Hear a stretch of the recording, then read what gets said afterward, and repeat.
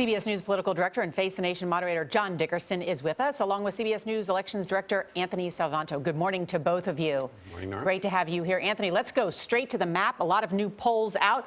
Tell us how narrow or how wide is Trump's path to victory? Yeah, well, Nora, those national polls mean some of the states are getting tighter, too. You look at states he has to win, like Florida. If he gets that, you look at the map and you say he gets a little closer to 270, but not close enough. If he gets Ohio, he gets closer. If he were to get North Carolina, he gets closer still, but it's still not putting him over that 270 that he needs. So he still needs to add another state or two to his column. He could go try to get, let's say, Nevada and something else, maybe even a Colorado, or try to flip a blue state like a Wisconsin.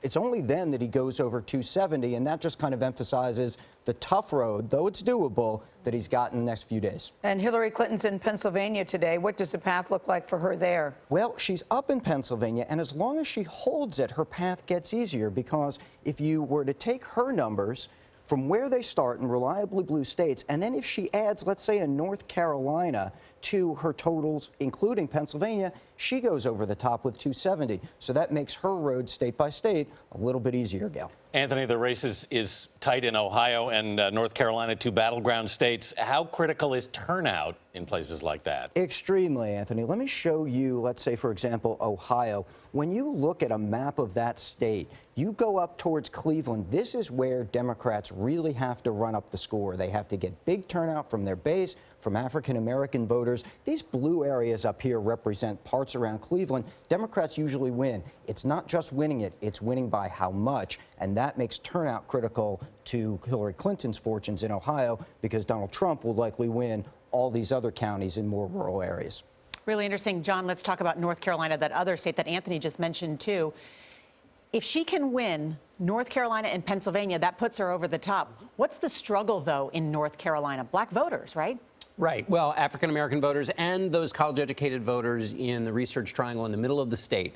So to Anthony's point, she needs to jack up turnout with African-Americans and then depress turnout for Donald Trump, or win herself among those white college-educated voters that have been a part of the Republican coalition, but that Donald Trump has been having trouble with. So she wants to run up her vote and depress his vote. Her final pitch here has been very anti-Trump, very negative, despite the fact that as we saw in the numbers, there's great disaffection with this campaign.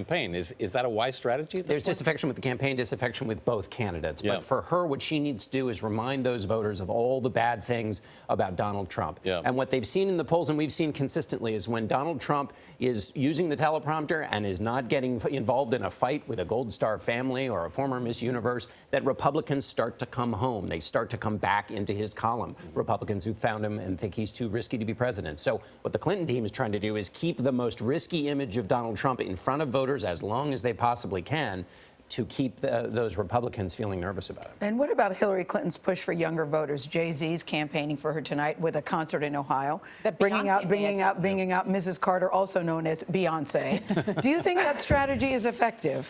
Well, they've got to try everything. I mean, what the Clinton paths, the different paths she has, require her to turn African Americans out, turn younger voters out, go for those white college-educated women. They're trying on all fronts, and so they need every little bit they can get, because Donald Trump has the more roaring enthusiasm. But when you talk about enthusiasm, the word enthusiasm, I don't think anything could make people more excited or enthusiastic than seeing Beyonce on stage with her husband. Sure. Well, they may get enthusiastic about seeing the two of them, but that enthusiasm has to translate into a vote. And, you know, they got to be showing up for more than the concert. Many a slip between the Beyonce and the voting booth. Yeah. Right. There's no way they can actually bring one of those early voting booths into the concert. Right. Exactly. It's very hard to hold a concert in a voting booth. It's very constricted. All right. But if they could, they would do it. If they could. John Dickerson, Anthony Salvanto, great to have both of you.